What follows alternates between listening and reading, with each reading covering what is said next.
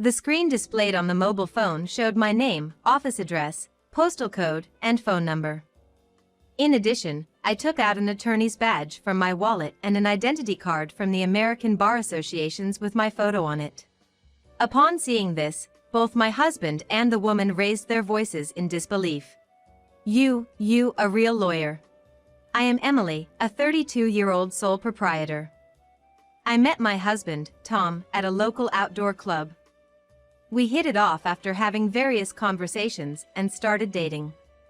2 years later, we got married, and now we are in our first year of marriage. However, recently I started noticing another woman's presence around my husband, and his behavior began to seem strange. He was coming home late, and I could smell women's perfume on the clothes he put in the laundry. Honestly, I was wondering if it was okay to continue our marriage like this.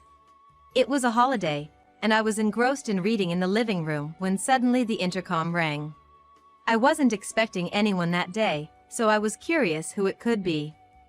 When I opened the front door, there stood a woman dressed in a sharp suit and my husband with a smug look on his face. Without any greetings, the woman thrust a document at me. "You're Emily, right? I'm demanding a compensation of $30,000 from you." "What?" I couldn't help but raise my voice in surprise. The woman, looking down on me, continued with a twisted smile. "You've done a theft to serve your lover, haven't you?" "What?"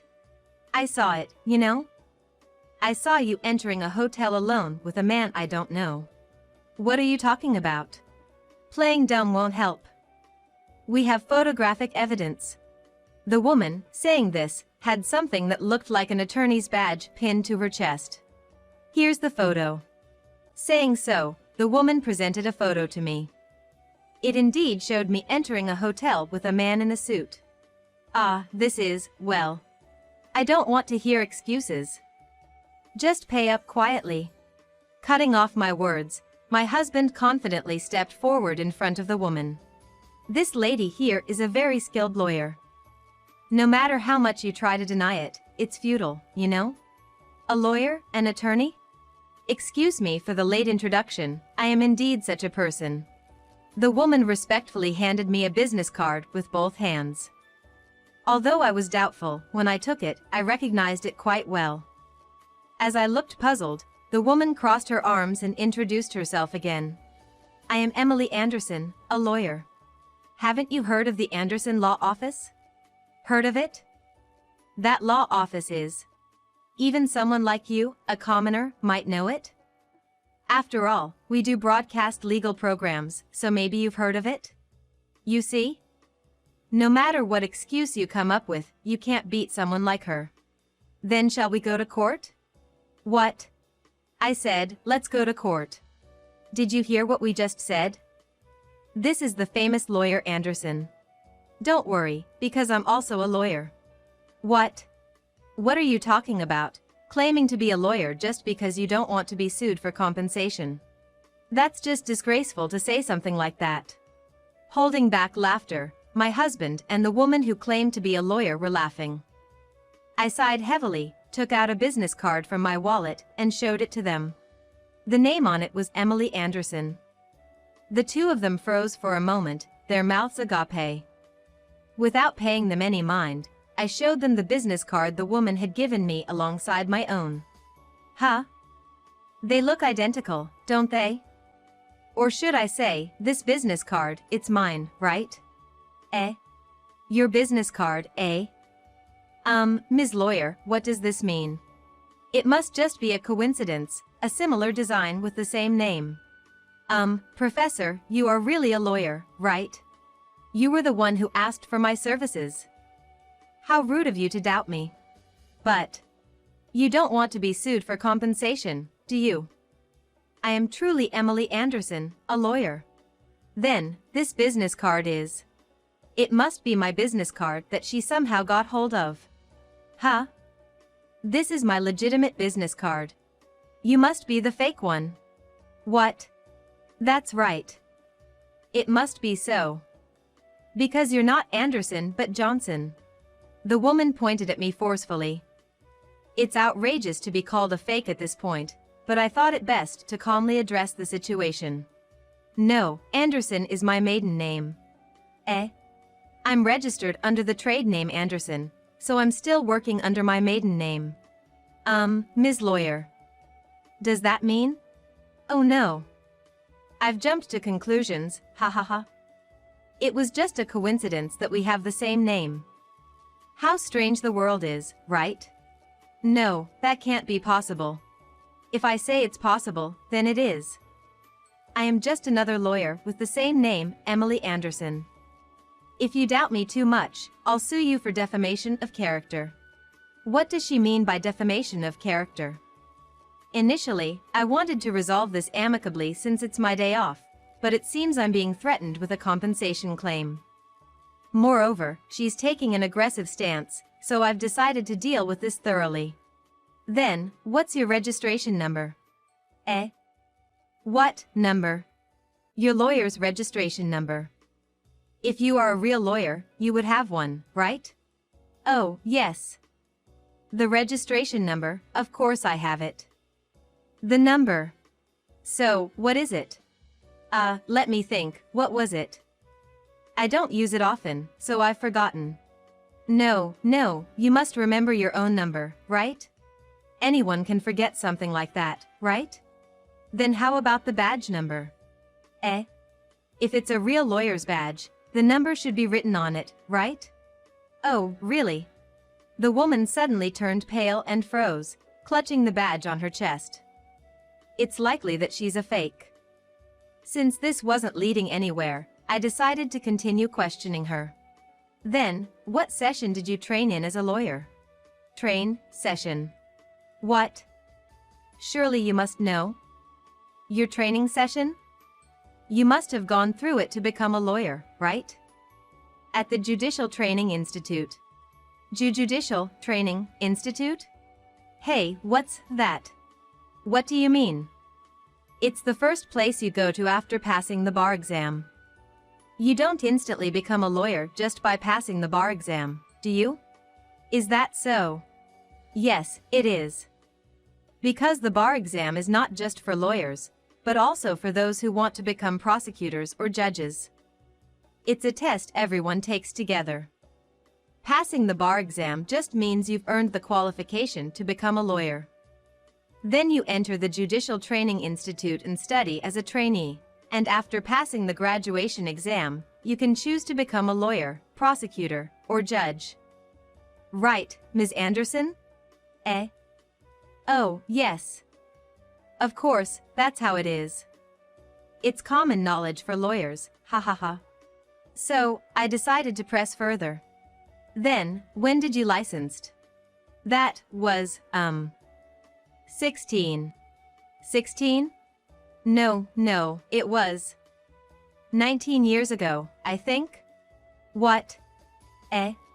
The woman's face turned pale and she froze again upon my bewildered reaction.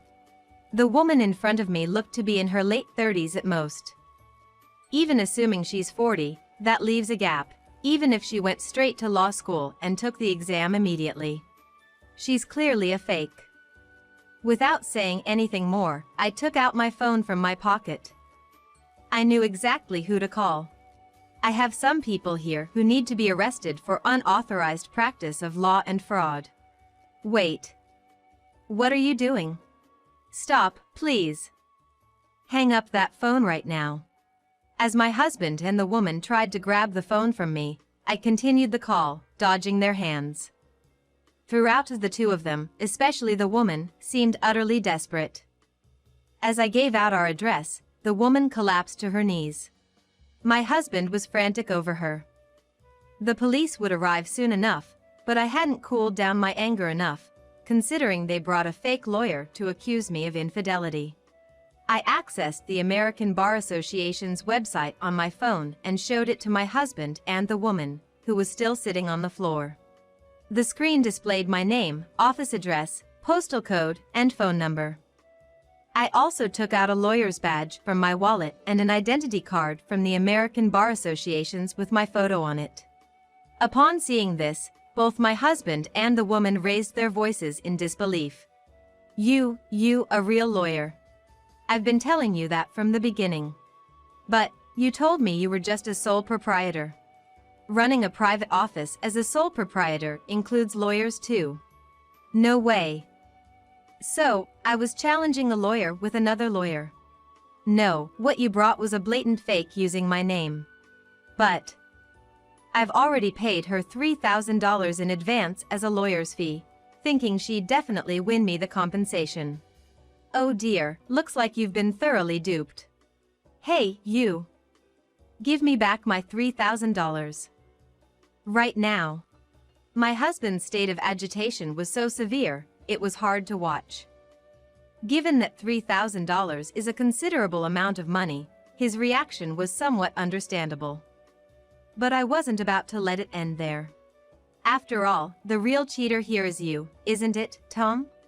Eh? My husband's face turned to utter shock. I continued relentlessly.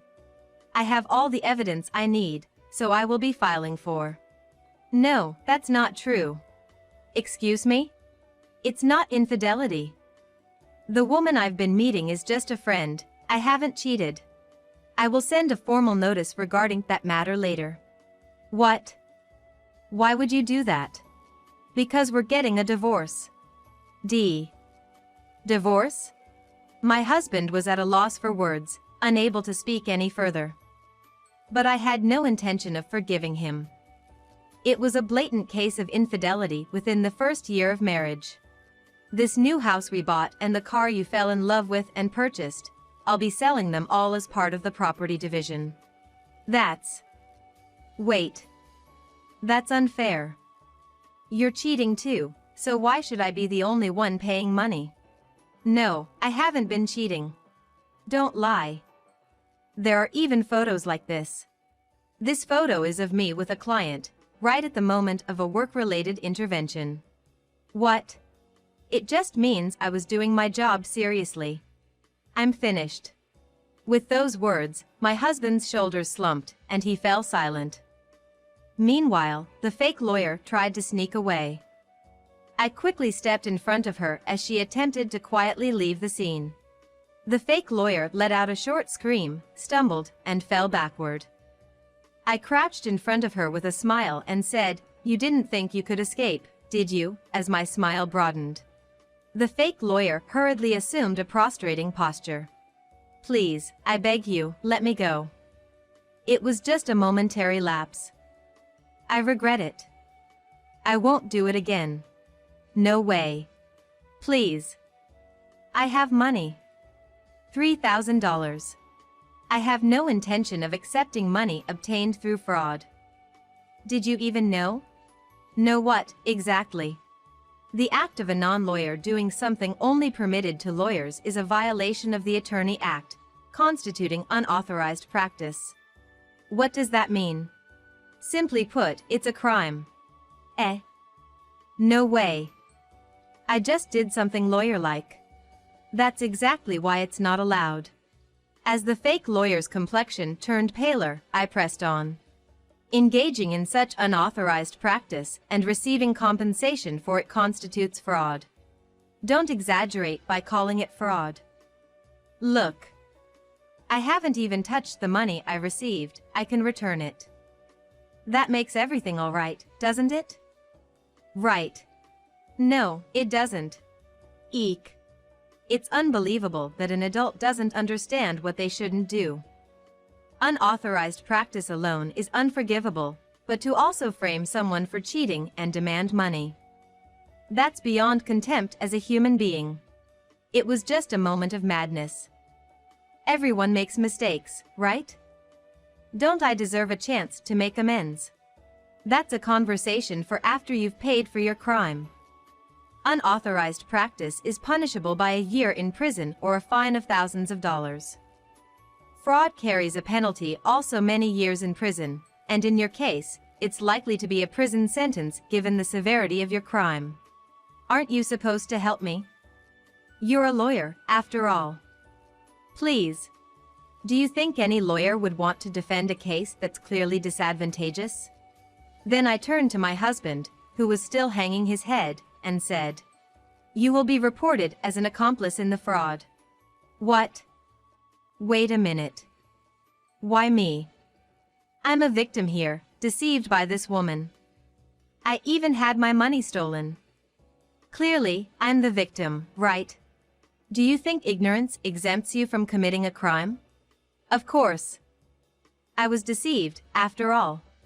But you were willing to take money from me as a thief, even though you were deceived into assisting her, weren't you?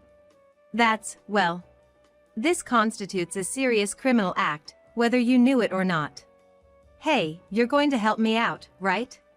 Why should I? Because I truly didn't know. I didn't know this woman wasn't a lawyer, and that you weren't really cheating. I'm different from her. You see that, right? So deceiving me by having an affair doesn't count as tricking me? I really regret it. The truth is, Emily, you're the only one I truly care about. Then why did you cheat? Faced with my cold gaze, my husband started to mumble nervously. That's because you're not that pretty. Excuse me? That's why. Since you're not that beautiful, I got distracted by someone else. Then why did you marry me in the first place? I had no choice. At that time, you seemed the best option I had. If you had been more beautiful from the start, I wouldn't have thought about cheating. You see? So, it's partly your fault too. Why didn't you make an effort to become more beautiful so I wouldn't cheat? I was so astounded that I burst out laughing. The man in front of me, still technically my husband, wasn't nearly handsome enough to make such a statement. Seeing this, my husband immediately turned red and yelled. What are you laughing at? Because, don't you realize? You're not exactly in a position to judge others. What are you trying to say? Just that you're not handsome enough to be making comments like that. Shut up, shut up, shut up. While he was shouting, the police arrived. My husband and the fake lawyer, who was now in a state of shock, were both taken away, still screaming. Subsequently, both received prison sentences due to the severity of their actions. Furthermore, I filed for property division in civil court against my husband. Even after serving his sentence, he will face a tough time with a criminal record and a significant payment. There seems to be no bright future for either of them. As for me, I continue my busy life as a lawyer. After moving to a new apartment post-divorce, I reconnected with a male classmate from high school. We had a great time reminiscing and exchanged phone numbers. He recently asked me to have dinner with him, and I must admit, I'm quite excited. However, I have learned from this experience. If marriage ever becomes a topic again, I will be sure to be more discerning, remembering my ex-husband as a reminder to stay cautious.